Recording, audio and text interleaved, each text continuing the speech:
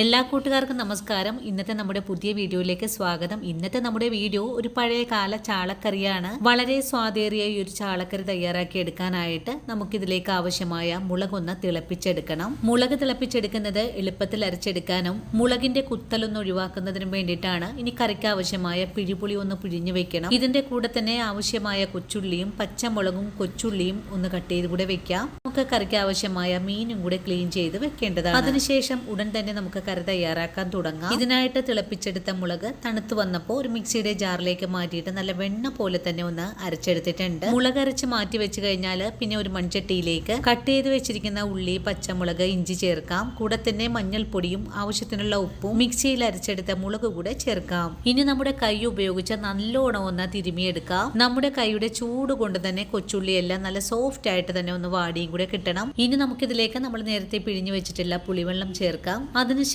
കറി അടുപ്പിലേക്ക് മാറ്റിയിട്ട് നല്ലപോലെ തിളപ്പിച്ചെടുക്കാം. നല്ലോണം തിളച്ചു വരുമ്പോഴേക്കും കഴുകി വൃത്തിയാക്കി വെച്ചിരിക്കുന്ന മീനും കൂടി ചേർത്ത് ഒന്ന് അടിച്ചേർത്ത് ഇളക്കിയതിന് ശേഷം കറി വെട്ടി തിളച്ചു വരുന്നത് വരെ ഒന്ന് തിളപ്പിച്ചെടുക്കാം. കറി നല്ലോണം തിളച്ചു കഴിഞ്ഞാൽ പിന്നെ നമുക്കൊന്ന് മൂടി വെച്ചാണ് വേവിച്ചെടുക്കേണ്ടതും. 5 മിനിറ്റ് നേരം ചെറിയ തീയിൽ വെച്ച് മൂടി വെച്ച് വേവിച്ചു കഴിഞ്ഞാൽ വളരെ രുചികരമായിട്ടുള്ള ചാള മുളകരച്ച കറി ഇവിടെ റെഡിയാണ്. വീഡിയോ കണ്ട് ഇഷ്ടമായിട്ടുണ്ടെങ്കിൽ വീട്ടിലെല്ലാവരും ട്രൈ ചെയ്ത് നോക്കണേ. അതുപോലെ തന്നെ നമ്മുടെ പേജ് ഒന്ന് ഫോളോ ചെയ്യാനും വീഡിയോ കാണുമ്പോൾ തന്നെ നിങ്ങളുടെ വിലയേറെ ലൈക്കുകൾ തരാനും മറക്കല്ലേ കൂട്ടുകാരെ.